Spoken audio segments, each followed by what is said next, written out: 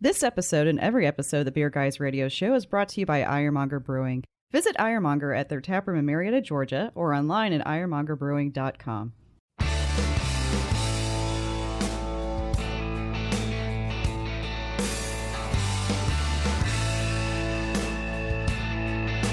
Open up a tab, grab a seat, and pour a pint.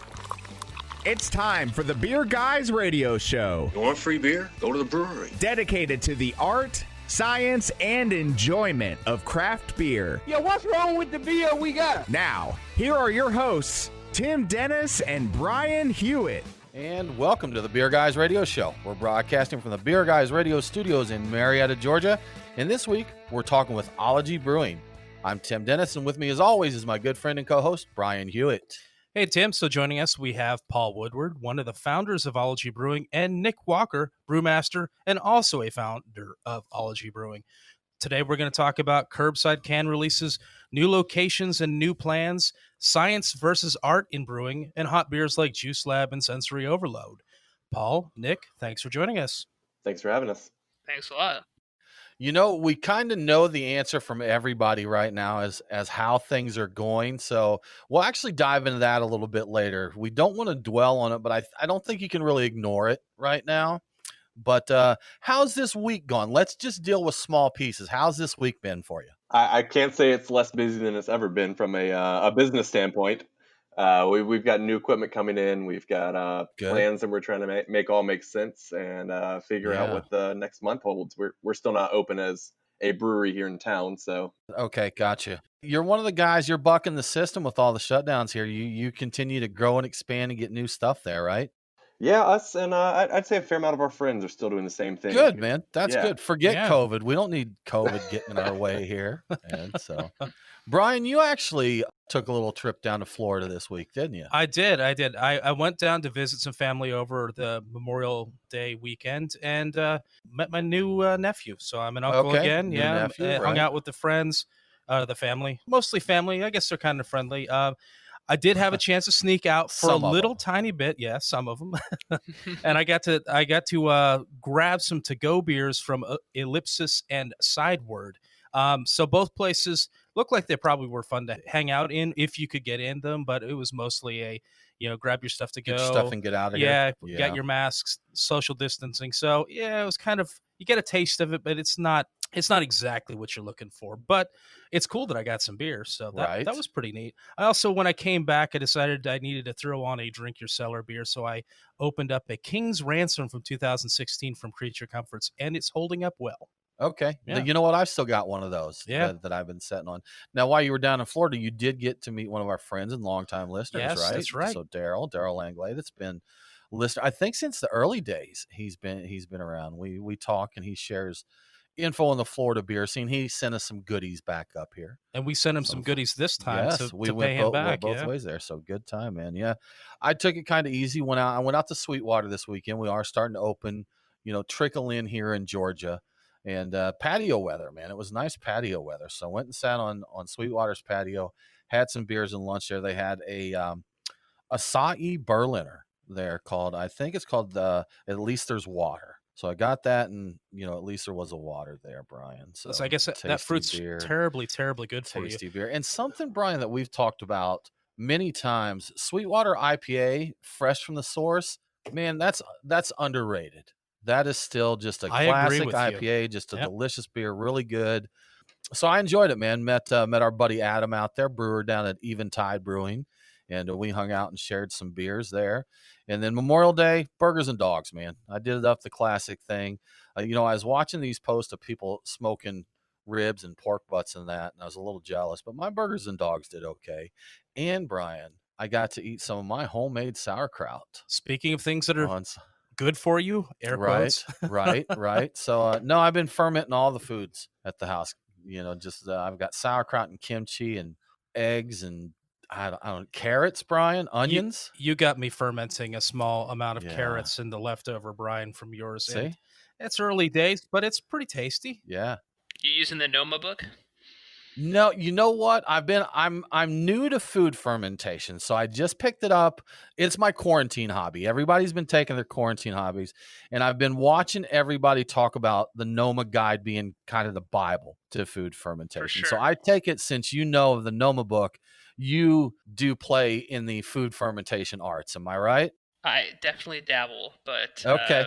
I think you probably are farther along than me. Okay. I have done some sauerkraut and some pickling of random things plenty of times, but sounds like you're doing it on a regular daily basis at the moment. You know, I'm the type, when I dive into a new hobby, I go way overboard. So my kitchen's got jars and containers, and I've done kimchi and for those that haven't fermented their own food, the ingredients to homemade sauerkraut, Brian, are you ready for this? Hold on, let me get a pen. All right. Cabbage and salt. Could you repeat that? That's it. Cabbage, salt. And you rub the salt in there, and then the natural bugs living on that, your lactobacillus and stuff, goes to work, and boom. There's more to controlling it, but those are the only ingredients. Now, cabbage and sauerkraut aren't things I'm looking for in a beer in terms of flavor, but there are other things.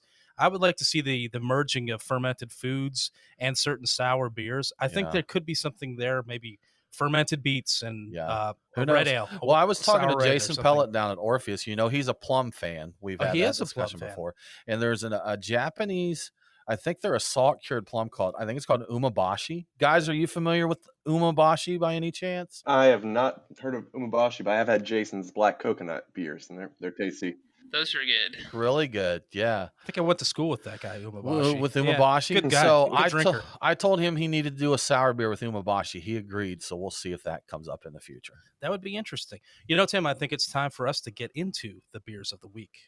Crack open a cold one. It's the Truck and Tap Beer of the Week. Woo-hoo! Craft beer and food trucks in downtown Woodstock. Truckandtap.com. Well, Brian, as always, we have a great list of beers to get into, several from Ology that we're going to drink. Right now, we're sipping some Purple Philosophy, I think is the way you pronounce Philosophy, that, right? Yeah. Purple Telescope. So we're drinking Purple Telescope, Berliner with the fruits raspberry, blackberry, and strawberry. Very cool color on that. Super tasty beer. We also have Ology's All Together IPA, and we'll talk a little bit about what All Together is in the show, Brian. We will talk about it. We've got the Resolved Enigma West Coast IPA, which I'm sure you'll be a fan of there. Looking forward to it. That bitterness. And some Sensory Overload Hazy Citra IPA.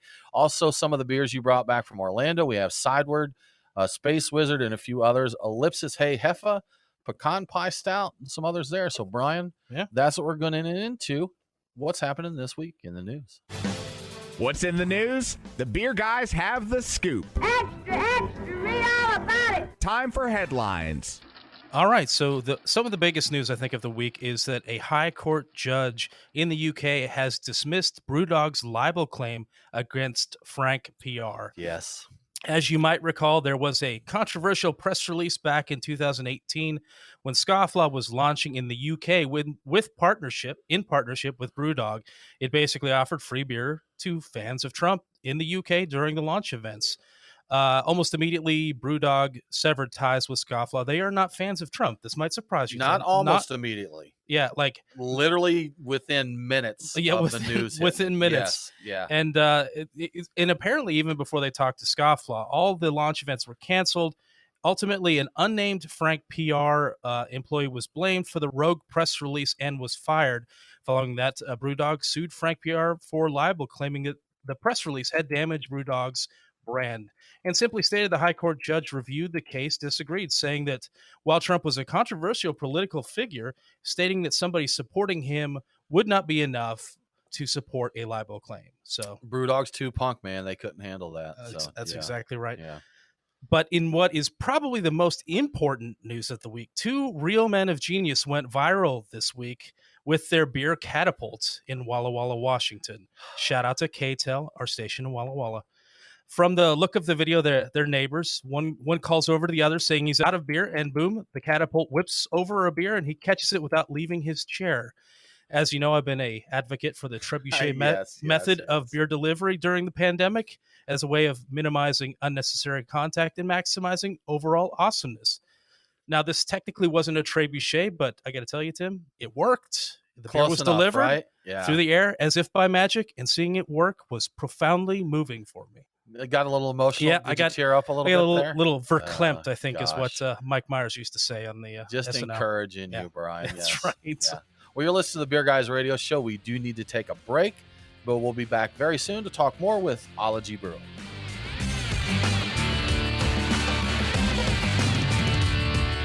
Is your brewery or restaurant flooring all jacked up? Your foundation needs to be protected from heat, chemicals, and other contaminants. At the same time, you want to make sure it's slip resistant and you can clean up your messes with soap and water. You know who to call? ResTech. We've been manufacturing poured-in-place flooring since 2002, and we've got solutions to fit any facility's needs. Go on and visit our website at ResTech.net. That's RES-TEK.net. Drop us a line and we will come to you for a free evaluation. Oh, yeah. Brian and Tim, the Beer Guys. If you're like us, no lunch or dinner is complete without a pint or two of craft beer. Which is why Truck and Tap in downtown Woodstock, Alpharetta, and Duluth are always on our list. Tim, why do they call it Truck and Tap? Well, the tap part is easy, Brian. They've got 18 of them. As for the truck part, that's where it gets interesting. Truck and Tap features your favorite Atlanta area food trucks, so you're getting a different menu every day. Truck and Tap in downtown Woodstock, Alpharetta, and Duluth. Truckandtap.com. Let them know that the Beer Guys sent you.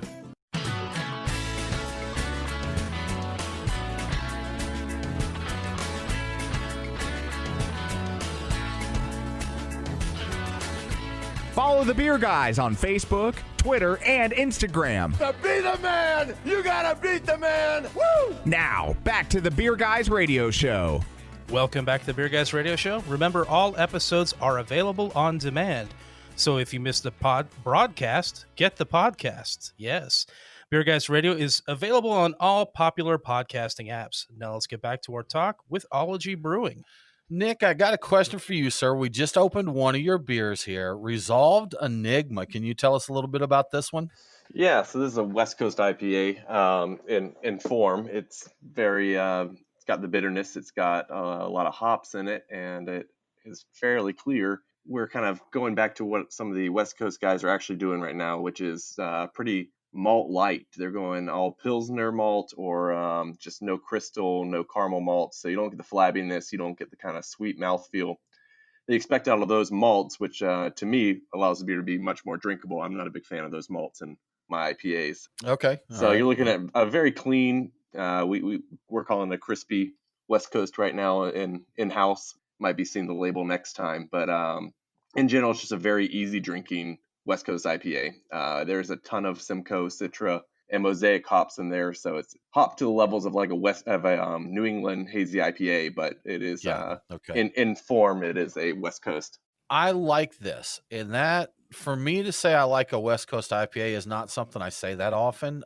The bitterness is there, but it's not bracing. You know, it's a balanced bitterness. It's nice, and the really good hops presence in there. And you know, Nick, before we got on the air here, you mentioned kind of talking about the West Coast IPAs, which that's not something we talk about much anymore, man. It's all about these hazy juicies and that. Are West Coast IPAs becoming cool again? They're back. They're back. Yeah, I think we'll see more of them. Yeah. You know, as people are drinking these Pilsners, I think they still want a little more flavor. I am just as happy with the Pilsner as well, but I think this is the next step after you're going back to a Pilsner. You might be going back to these West Coast IPAs. But are you telling me we're going full circle here, that we went to the juice bombs and now Pilsners are cool and Pilsners are bringing out the hunger for the West Coast IPAs? I mean, There'll be 1,000 IBUs this next. is circle of life here, man. Parachute pants are back. Man, I'm ready. I got a closet full. Well, it's going to be great. I have to know, what enigma does this beer resolve? Whatever enigma you sat down with. There you go. Okay. Taken care of, man. Taken care of. You know, we have heard people talking about West Coast IPAs. There's always that holdout with these juicies where you occasionally hear the one old guy, you know, the guy that's 35, which is ancient. So old. He'll say, man, I want to just got that bitterness, that West Coast bitter IPAs. Bring back the resinous bitter IPAs. We fully embrace the hazy IPA we opened with them. And I very much appreciate them. But I think people are looking for a little something more gripping and biting to break that sweetness. And I think the style also is is kind of an alternative to West Coast, but while still being West Coast, like Nick talked about, like dropping out anything that's malty and sweet, which is kind of predominantly what you thought of when you were in that like upper 7% West Coast IPA. And when you change the grain bill up and just don't use those sweeter, more modified, crystallized malts, I think the beer is significantly better than what West Coast might be used to be. So, and I think there's some good really on-trend focused West Coast breweries right now that are kind of leading the charge on doing this style well. And yeah, I think Nick is really good at kind of sniffing out what's next. And if Nick says it's the next thing, it probably actually is. Good probably deal. Is. All right. So I was thinking about what does this remind me of when I was drinking it, because it's definitely not your typical West Coast. As we've discussed, you've kind of backed into a little bit, not quite, but the Brut IPA. It's the light body. It's not as effervescent, but it's getting close. The super light body, and I don't know that I agree with your assessment, Brian. I think it kind of a little bit of influence there. There is some influence. I personally did not jump on that Brut IPA trend. It's not a beer for me. Okay. I appreciate the dry hopped pilsners. It's not necessarily for me as well. So to me, this is kind of a blend between those three. It's a hybrid of old school West Coast meets dry hop pilsner meets Brut IPA, even though I never brew a Brut IPA. But yeah, you're not on the wrong path, I don't think. Okay. You can't tell Brian that. I'll hear that forever. That's right. I'm already dancing over here. Do you guys know Halfway Crooks? You're on here at Halfway Crooks in Atlanta. Yeah, we stopped by on the way up to Southern Grist's anniversary. That was one of the breweries that our friends said we had to stop by. I kind of got the impression that you guys might know. I really love what he's doing as far as lagers go. The lagers he's putting out there are just super quality, just really good stuff. So.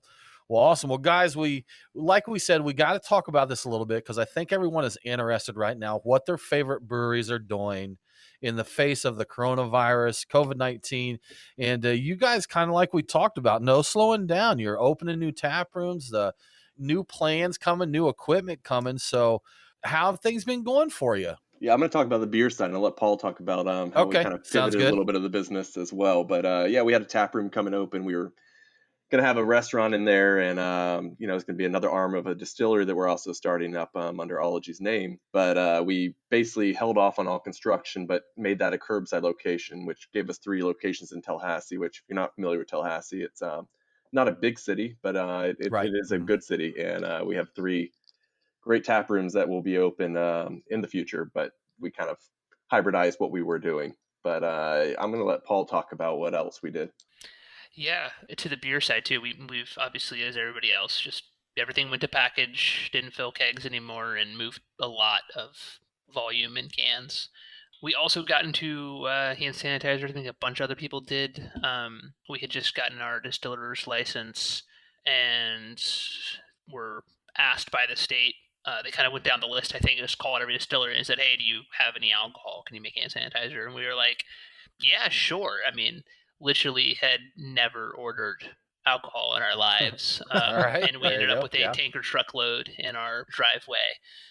So 18-wheeler tanker truck, and fulfilled a giant order of hand sanitizer for the state of Florida, which was great to help people out. And, we're still giving people hand sanitizer as they need it at the moment. So that was a big pivot, and just to see the team come alive and be like, okay, like this is what we're doing, while at the same time totally revamping how you service customers, how you interact with them from the beer side. And our team has a kind of deep bench of people that we can call on. So when we knew that we were going to be, tap rooms are going to be shut down, we had a curbside site up in about 2 hours that was functional and ready and working. All right. It's pretty amazing. We got some people on the team that are really tech savvy. So anyways, that's generally what we were doing. Yeah, I think when we were down there just over a year ago, during April the of SGI Brew Fest. We came down for SGI Brew Fest and met our friends there at WVFT in Tallahassee, our local station there in Tallahassee,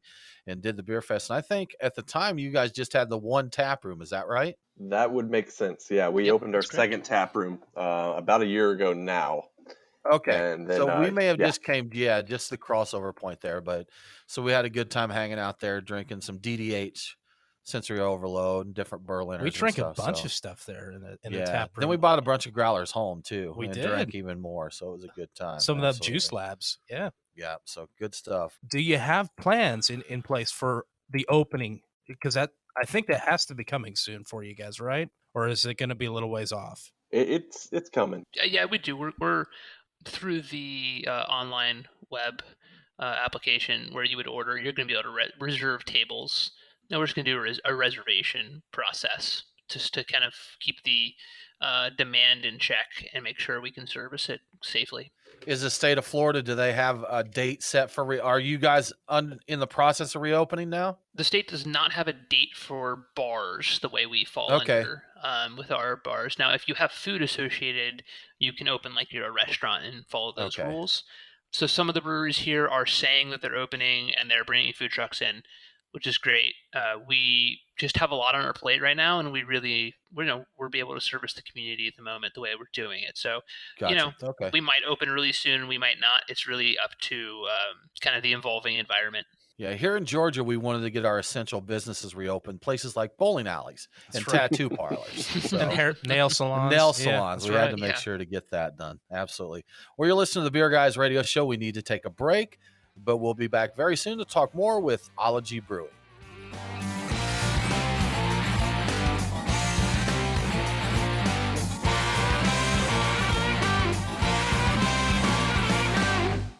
Craft beer forged with a reverence for tradition and new styles that start a revolution.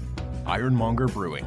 The brewers at Ironmonger Brewing pride themselves at being masters of barrel-aged, hoppy, and sour beers. They invite you to their tap room in Marietta, Georgia to taste and see. Also visit their barrel room for an intimate drinking experience with great live entertainment. Keep up to date on all things Ironmonger by liking them on Facebook. Ironmonger Brewing, establishing a new standard in craft beer. As a brewery owner or taproom manager, are you looking for ways to enhance your customer experience while maximizing your revenues? Craft Cellar is a mobile solution that helps your brewery drive sales and attract new customers through online pre-sales for beer releases, events, and memberships. Get details now at craftcellar.com. Mention Beer Guys Radio after sign up and extend your free trial to a full 30 days. Remember, craftcellar.com, craftcellr.com.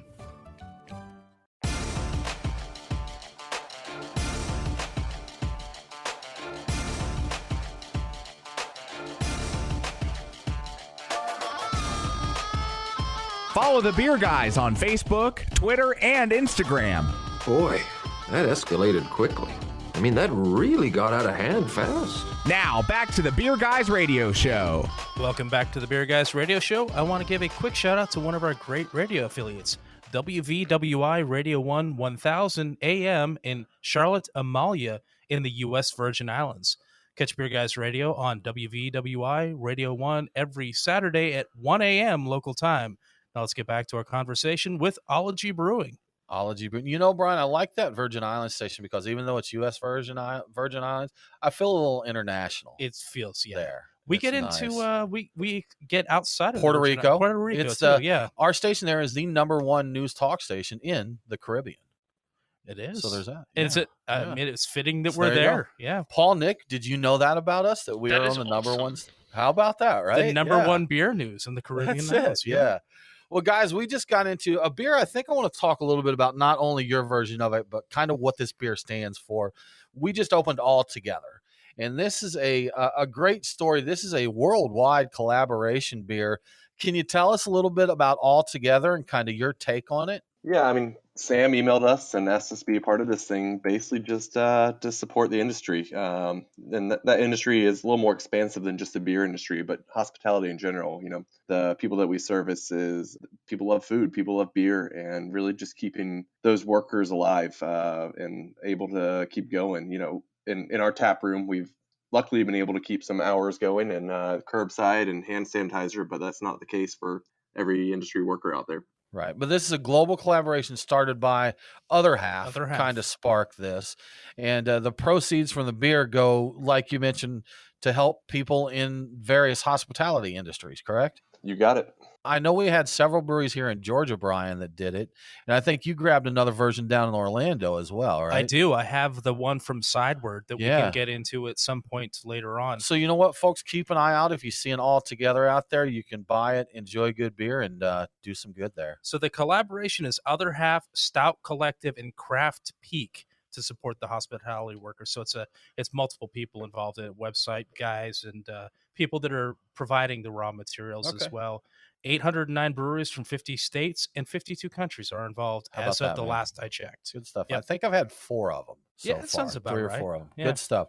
Well, guys, we want to talk to you some about the history of ology, and we're going to kind of segue that into art and science in brewing. So, Nick, I saw your family as a longtime Tallahassee, I think since the 50s.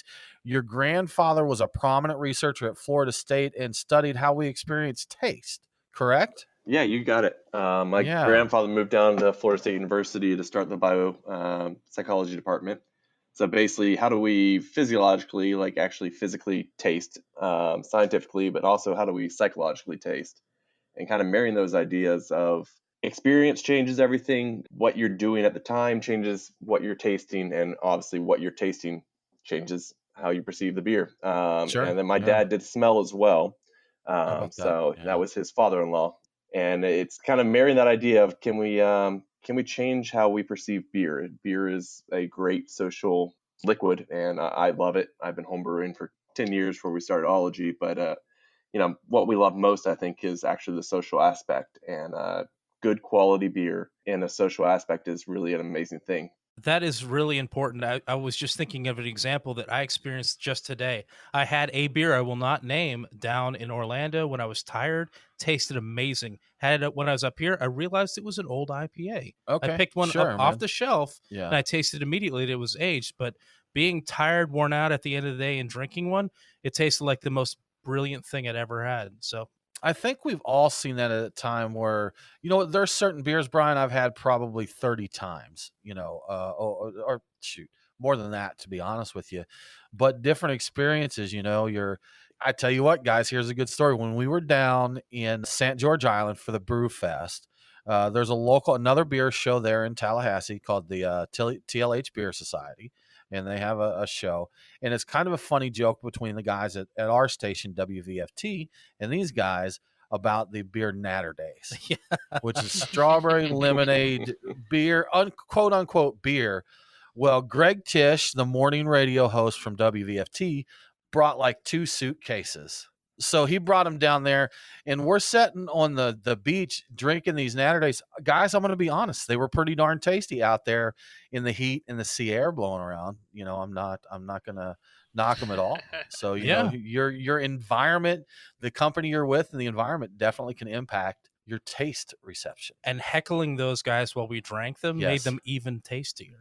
Yes, absolutely. It's a good time there. So now we also saw that I saw your grandfather did some experiments with the miracle berries. Yeah. Have you ever done miracle berry and beer tasting at Ology? We definitely have. We've tried it with our sour beer. He was actually he was the one that discovered them from an American science standpoint down in South America. So he's got a pretty cool little cartoon from New York Times of him going down there tasting it. But yeah, my there's a picture on the website as well of my mom. She'd get a dime every time she got the sweet or sour check mark correct at a taste station. I think I've tried that before. We've had places down here that have done like official tastings, flavor tripping parties, to go out and check them out. And I think I've done it like unofficially, like at a bottle share, pop some. I did it once. It's an interesting It's really interesting. I happened to read something about it recently. They actually were on the decline for a lot of years because sugar was so inexpensive. But now that people are wise to some of the dangers of sugar, like sugar isn't necessarily a great thing. Right. They're on the incline again. So diabetics can have really sweet things again without having to worry about blood sugar issues. So they're on the rise, but I guess they're out of some portion of Africa. They're a true miracle, Brian. Yeah, it is quite miraculous, Tim. Yes. Well, Nick, I want to talk to you some about, we talked about kind of the science of taste and flavor and smell. And we all know that brewing is kind of a mix of science and art. What personally influences you more when you brew? It's definitely a blend. It's when I'm formulating a recipe, I try to think more, methodical about how the recipe is formulated and why I'm making the steps I am. But then you taste the beer, and it doesn't matter what recipe you made. If you like it, you like it. If you don't, you don't. So that's the beauty of it, is the science is actually perceptible. You can do something tangible out of the science and the background that you have, which is really neat. You make something that you put a lot of thought into, and then you're able to experience it with friends and have a great time. From an outsider's perspective, because I'm not obviously in Nick's head, and he's the guy making all the decisions on what a beer is and why it is what it is, Nick has this unique ability to synthesize so many pieces of data, both from tasting a lot of different beer from some of the best brewers in the world, but then also just, reading everything he can get his hands on, listening to anybody talk about what they're doing, whether it's on a podcast like this or some other podcast, and to bring that together and to brew a beer that just blows your mind the first time he brews it. Right. So when you guys had Resolved Enigma, it was literally his first try at doing that beer, that style, that everything. And I think just that's it's a talent to bring so many different facets of, little pieces of data from here and there, bring them together and stitch a perfect beer together first try. Yeah. There was a discussion here, I don't know, a while ago about a brewery that was talking about their lab, and they were talking about, hey, all these measurements are perfect. All these measurements, technically this beer is exactly what it should be, but someone came in and said, yeah, but it doesn't taste good. So that it doesn't taste right. And you're like, you can scientifically be dead on point, hit all your marks and all your numbers of what you're going to, but kind of like you said, Nick, you bring the science into it, but if at the end of the day the beer doesn't taste good, the science is for nothing there.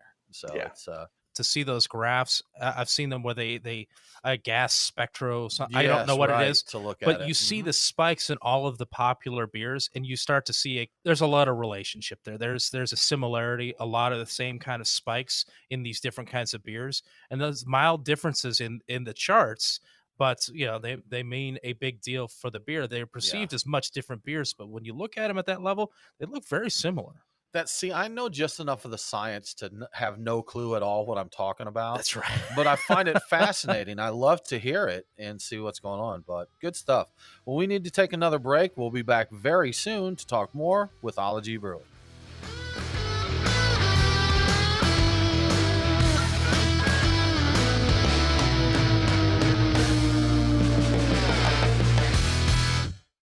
Have you ever thought about owning your own brewery but don't know what it takes to get one built? We're Storytime Construction, and we build breweries. We're Georgia's most experienced and hands-on contractors when it comes to building new breweries and tap rooms, or expanding existing breweries. We offer full build-outs, remodeling, and additions, as well as consulting and construction management. Give us a call at 770-733-4343. Storytime Construction. We build breweries. As beer lovers, we know real beer, and Athletic Brewing makes non-alcoholic beer that stands shoulder to shoulder with full-strength craft beer. With a fraction of the calories and certified organic, it's a great beer to enjoy anytime. Check out Athletic's selection of IPAs, golden ales, stouts, and more at athleticbrewing.com. Use code BeerGuys25 for 25% off your first order, and U.S. customers get free nationwide shipping. Athletic Brewing, brew without compromise.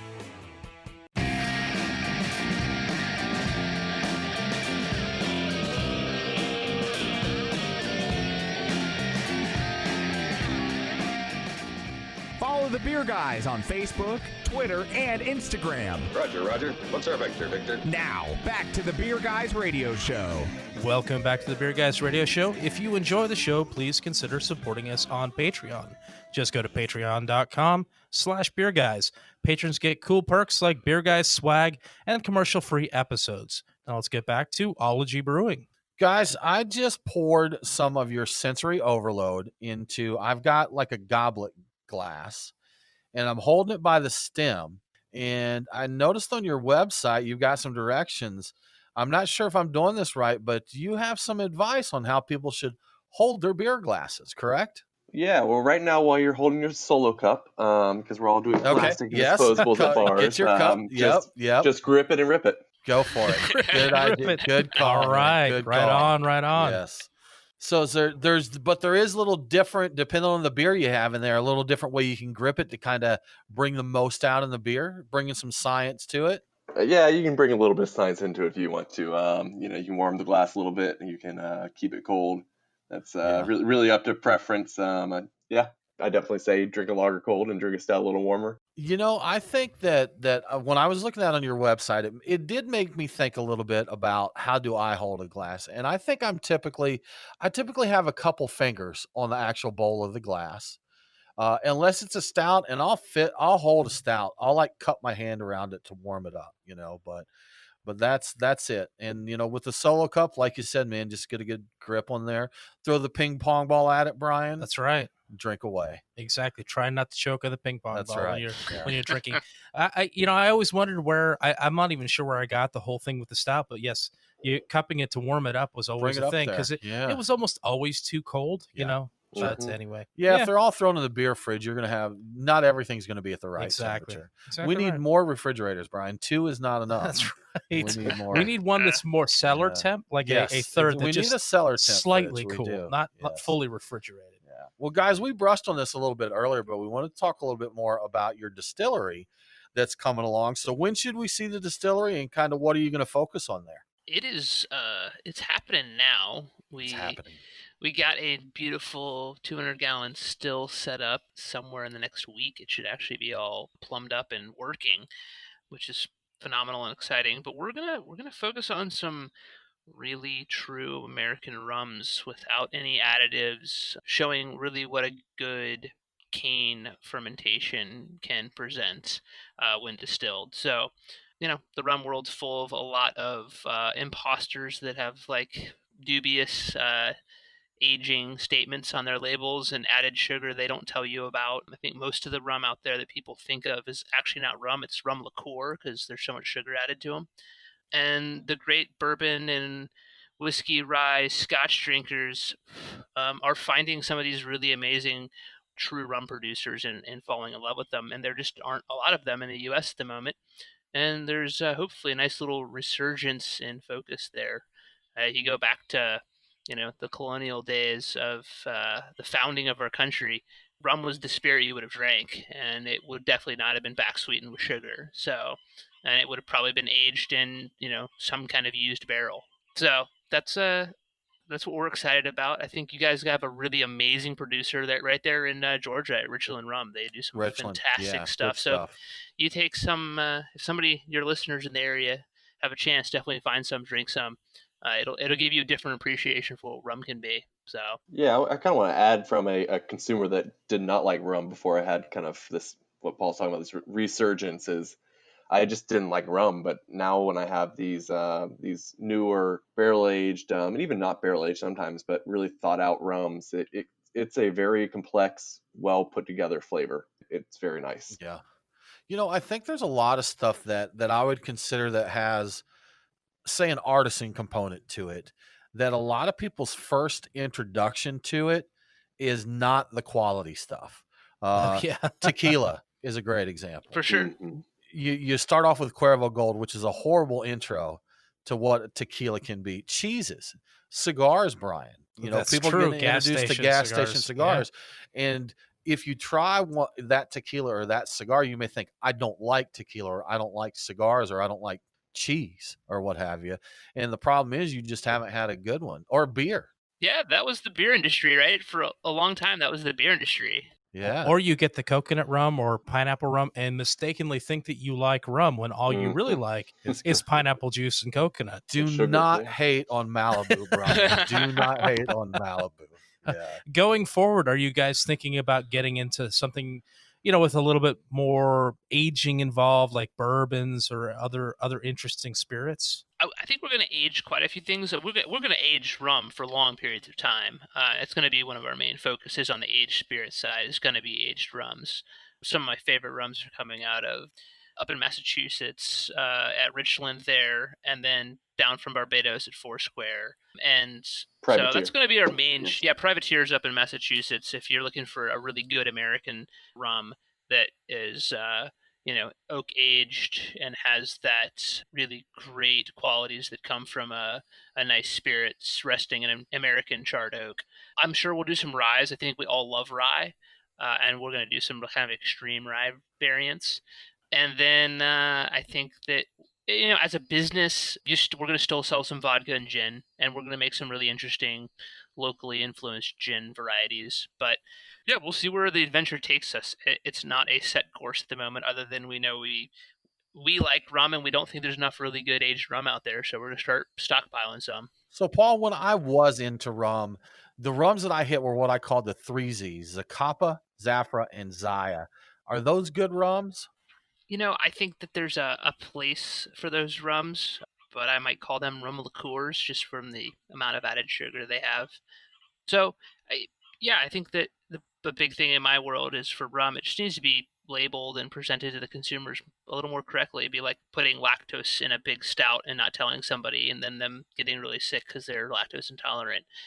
And so it's kind of fun. The rum world's got, I think, some dichotomy, the good guys, the bad guys, and there's kind of this shift to have these pure, true rums. So, it's what craft beer's been, right? It is what it is, right? We Okay, had bad gotcha. guys of the big beer boys that said the only thing in the world was beer was Budweiser, and that's not the truth. There's a lot of other cool stuff out there, and you see evolution all over the place in the beer world. So keep it evolving. Well, guys, we got a little bit of time left here, and we don't want to wrap this up without talking some about your stouts. Now, tell us a little bit about kind of your stout philosophy. Yeah, so we do a ton of grain. We're doing something, depends on the stout itself, but 2 to 3 mashes. So we're adding, we're a pretty small brewery right now at a 5-barrel brew house, about 150 gallons, but we're putting somewhere around 1,200 pounds of grain into that and just boiling for 24 to 35 hours. There we go. Long boils, baby. Long boils. Stouts, I know. yes. I know Jason up at Orpheus into that, and yeah. I don't think he's wrong. I think it really does develop a lot of really neat flavors. Obviously, the mouthfeel is different than any other kind of stout that you're not boiling for that long. And I think you get a viscosity on those that you just don't get. I mean, you get. Oh yeah. You swirl in a glass and it almost paints the glass black. Orange, orange legs on it. And you really can't carbonate it either. Like this is a almost syrupy, but we try to balance it with roast. I think we're fairly heavier roast than most other producers currently, but it is a balanced roast, so it takes that sweetness that is inherent when you have that much residual sugar, that thickness, but the roast really kind of makes it palatable. Carbonate and motor oil, right? But yeah. Good luck. So do you have the same philosophy on stouts as rum? Adjuncts in that, or are we good with throwing some lactose and adjuncts into a stout? I will throw lactose in a stout, but our barrel-aged stouts in general, except unless it's a collab, we're about to release a collab that does have milk sugar, but in general, if it hits a barrel, I try not to put lactose in it, or I don't put lactose in it. All right. Maybe oats? Yeah, we put a fair amount of oats. I'll throw vanilla in there. I'll throw hazelnut, whatever the adjunct is post barrel aging, but in general, I want to get my sugars and my mouthfeel, all of that from the grain itself. Excellent. Sounds good to me. Yeah, well, I like those, Brian. I'm a big fan of that. Yeah, absolutely. Guys, we're just about out of time. If people want to keep up with what you guys are up to, your future plans, distillery and whatnot, where should they go? Social media. We try to update our Facebook and our Instagram pretty regularly.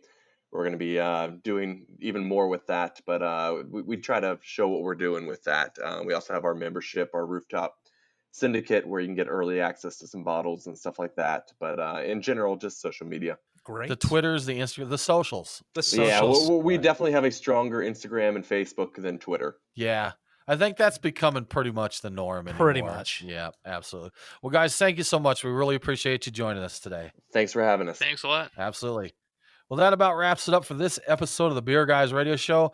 Join us next week as we check out a brewery, Brian, we just discovered recently, Monkey Town Brewing out of Dayton, Tennessee.